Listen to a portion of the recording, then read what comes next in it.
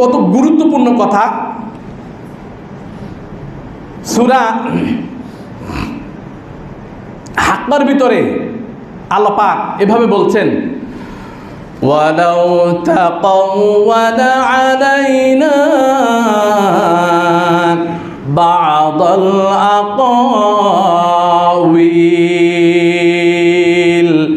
লাআখাযনা মিনহু বিল ইয়ামিন সুম্মা লাকাতা'না মিনহুল ওয়াতিন।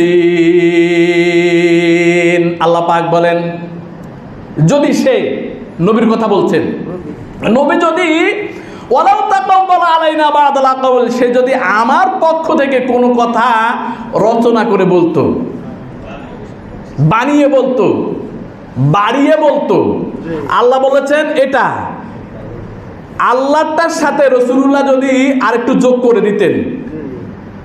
কথা বুঝছেন? কার কথা বলছে? রাসূলুল্লাহর কথা বলছেন। কে বলছেন? আল্লাহ। যেই রাসূল হ্যাঁ বললে হালাল হয়, না বললে হারাম হয়, যেই রাসূল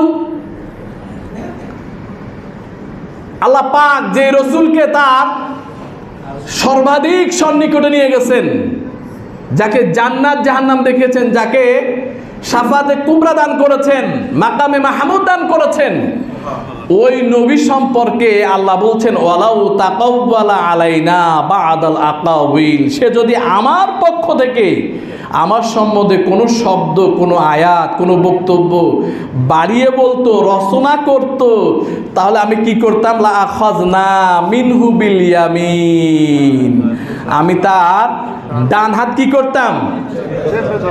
চেপে ধরতাম। তারপরে কি বলছেন? সুম্মা লাকাতা'না মিনহুল ওয়াতিন। অর্থ বলেন তো আপনারা? তার কণ্ঠনালী, মেন ধমনী আমি কেটে দিতাম, তার হৃদয় ধমনী আমি কেটে দিতাম।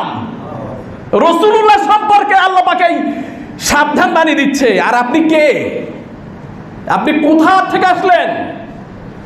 তার মানে এই কথা দ্বারা বোঝা যায় বিধান দেওয়ার, আইন দেওয়ার, নীতিমালা দেওয়ার, হুকুম দেওয়ার ক্ষমতা রাসূলুল্লাহরও নাই। ঠিক কি না? রাসূলুল্লাহ শুধু তাই দিয়েছেন, রাসূলুল্লাহ শুধু তাই বলেছেন যা আল্লাহ তাকে দিয়েছেন। ঠিক কি না?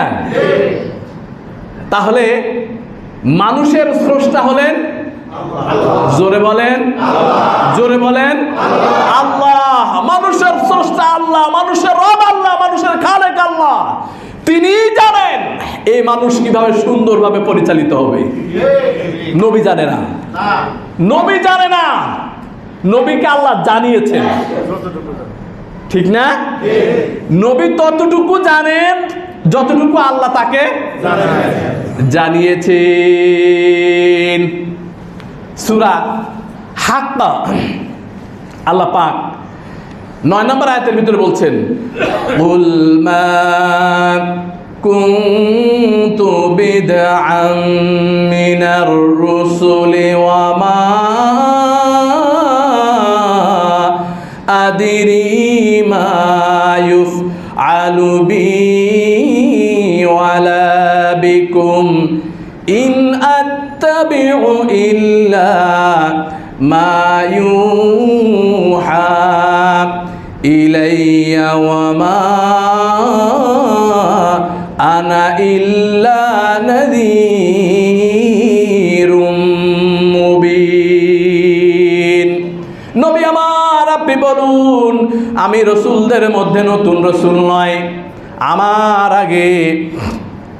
আমার আগে অনেক রাসূলগত হয়ে গেছে।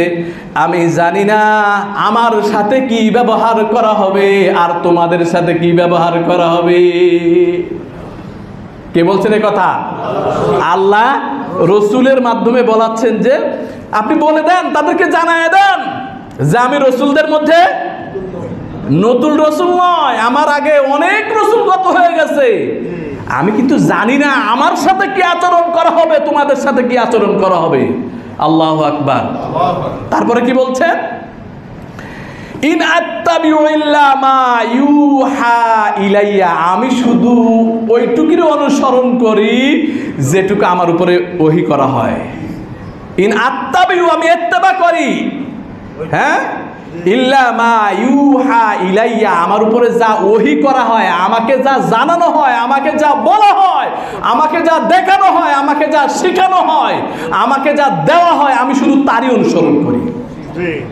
তার মানে রাসূলুল্লাহ তাই অনুসরণ করে, তাকে যা জানানো হয়। তিনি নিজে থেকে বানান না, বলেন না, ঠিক কি না? তাহলে রাসূলুল্লাহর জন্য যদি এই বিধান হয়, শুধু তো মক্কা মদিনার ইমাম সাহেবদের জন্য আলাদা, আমাদের দেশের পীর সাহেবদের জন্য আলাদা না?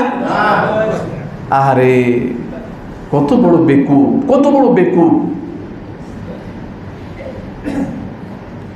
আল্লাহকে মানে না, রসুলকে মানে না, পীরে যা পায় তাই মানে। পীরে যা দেয় এটাকে ওহী মনে করে। কত বড় গুমরা, কত বড় কপাল পোড়া! ইসলাম বুঝে না, অথচ দাবি করে মুসলমান, ঠিক না? ইসলাম কি জিনিস এটাই বুঝে না। প্রিয় ভাইয়েরা, তাহলে আপনাদের কাছে আমার জিজ্ঞাসা, আল্লাহর বিধান বাদ দিয়ে ইমামের বিধান মানবেন? খতিবের বিধান, হুজুরের বিধান, ওয়াইজিনের বিধান, পীরের বিধান, নেতার বিধান, এমপির বিধান, মন্ত্রীর বিধান, বাচ্চার